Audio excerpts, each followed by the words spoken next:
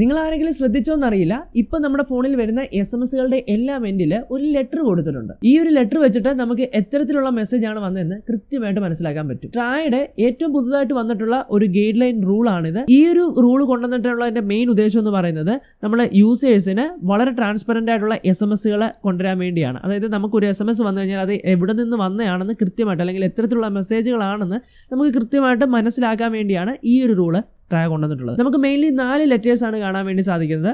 PSTG.